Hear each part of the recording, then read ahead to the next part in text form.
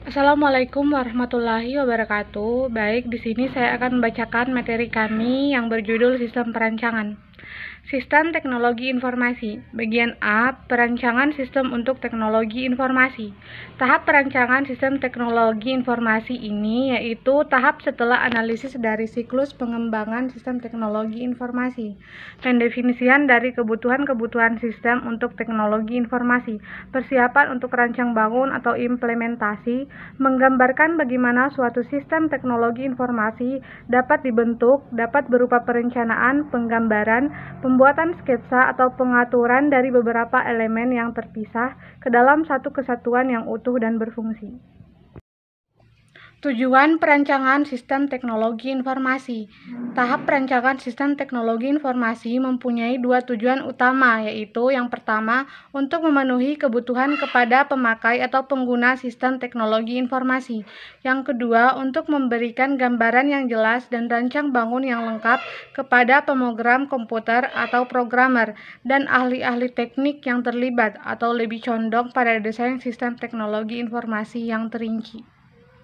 Bentuk perancangan sistem teknologi informasi. Perancangan sistem teknologi informasi terbagi menjadi dua bentuk. Pertama, perancangan sistem teknologi informasi secara umum, yaitu perancangan sistem teknologi informasi yang terkonsep masuk akal, dirancang dengan daya pikir yang luas atau secara makro.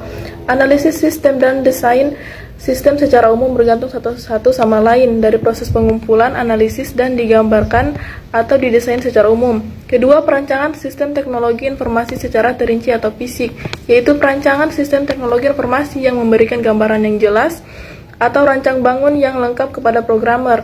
Pada perancangan sistem ini, programmer, user, dan para ahli teknik ikut terlibat. Tujuan dari desain sistem ini adalah untuk memberikan gambaran secara umum kepada user tentang sistem yang baru.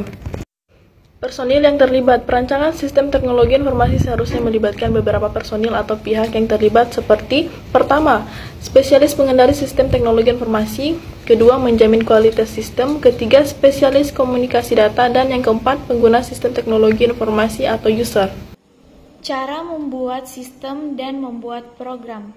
Ada 7 langkah dalam membangun atau membuat sistem. Yang pertama, perencanaan, analisa, desain, pengembangan, testing, implementasi, pengoperasian, dan pemeliharaan. Kemudian, cara membuat program yang baik, yang pertama adalah mendefinisikan masalah, buat algoritma dan struktur penyelesaian, kemudian menulis program, mencari kesalahan, uji dan verifikasi program, kemudian pemeliharaan program. Baiklah, saya akan melanjutkan materi sebelumnya. Siklus hidup pengembangan sistem. Siklus atau daur hidup pengembangan sistem tampak jika sistem yang sudah ada dikembangkan dan dioperasikan tidak relevan lagi atau sudah tidak mampu lagi mencapai tujuan yang ditentukan, sehingga dibutuhkan pengembangan sistem kembali untuk menyesuaikan dengan kondisi terbaru. Pengembangan sistem dapat berarti menyusun suatu sistem yang baru untuk menggantikan sistem yang lama secara keseluruhan atau memperbaiki sistem yang telah ada. Assalamualaikum warahmatullahi wabarakatuh. Perkenalkan, nama saya Puji Laura Caroline dengan NIM F1D1041.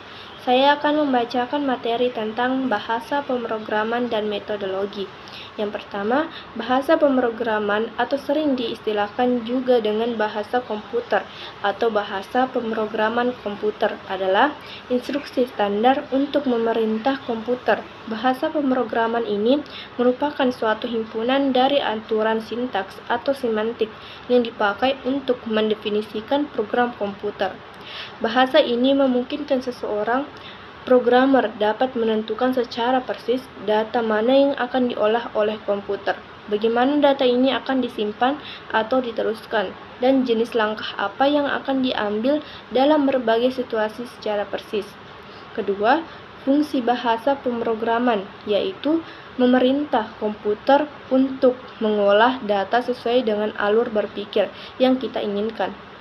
Keluaran dari bahasa pemrograman tersebut berupa program atau aplikasi.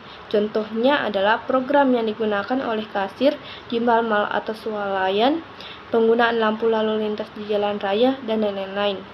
Ketiga, secara umum bahasa pemrograman terbagi menjadi 4 kelompok, yaitu yang pertama, Object-Oriented Language atau Visual the Best, Visual Fox Pro, DLP Visual C. Yang kedua, High Level Language atau seperti Pascal dan Basic. Yang ketiga, Middle Level Language atau seperti bahasa C, dan keempat, Low Level Language seperti bahasa Assembly. Terima kasih. Warahmatullahi wabarakatuh. Perkenalkan, nama saya Nindi Sawitni dengan stambuk F1D1 21036. Di sini saya akan melanjutkan materi yang telah dibacakan oleh teman saya, yaitu metodologi adalah ilmu-ilmu atau cara yang digunakan untuk memperoleh kebenaran, menggunakan penelusuran dengan tata cara tertentu dalam menentukan kebenaran, tergantung dari realitas yang sedang dikaji. Metodologi tersusun dari cara-cara yang terstruktur untuk memperoleh ilmu.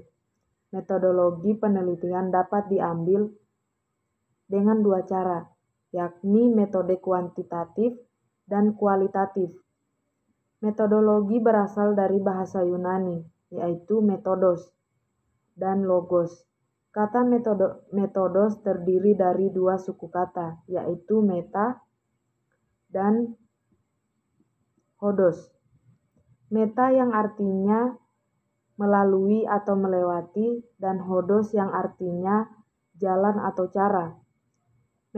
Metode berarti suatu jalan yang dilalui untuk mencapai tujuan. Logos artinya ilmu. Ilmu terdiri dari 4 prinsip. Yang pertama, keteraturan. Kedua, sebab musibab.